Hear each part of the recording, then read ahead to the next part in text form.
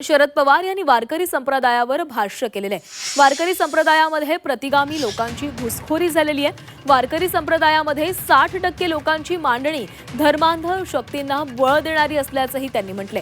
म्हणून आता आम्ही आधी करायला सुरुवात केलेली आहे। 41 लोक असे दिसतात की ते वारकरी संप्रदायांमध्ये कीर्तन प्रवचन यामधून पुरोगामी भूमिका मांडतात।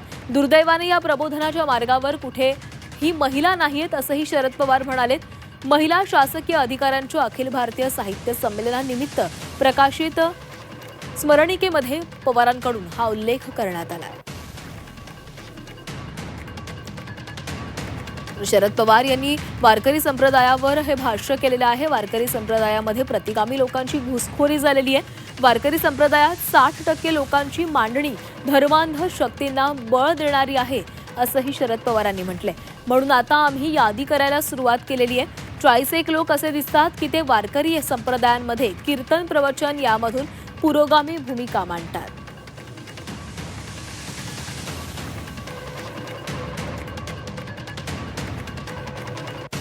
वारकरी संप्रदायामध्ये प्रतिगामी लोकांची घुसखोरी झाली असं वक्तव्य शरद पवारांनी केले।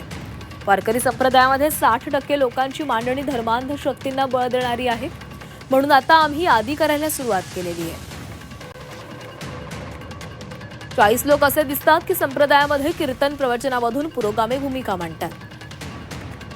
दुर्दैवाने या प्रबोधनाच्या मार्गावर कुठे महिला नाहीत।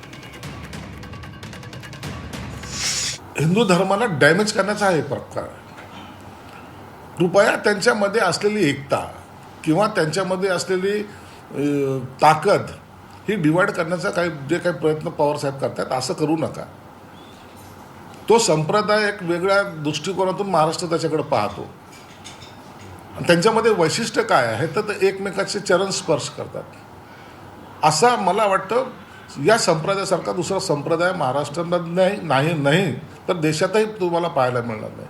म्हणून त्याच्यामध्ये जातीय काहीतरी घुसखोरी होईल आणि ते त्या ठिकाणी सुद्धा जातीयवाद होईल असं म्हणायला काही हरकत म्हणू नये आणि त्याचा काही परिणाम त्यांच्यावर होणार सुद्धा।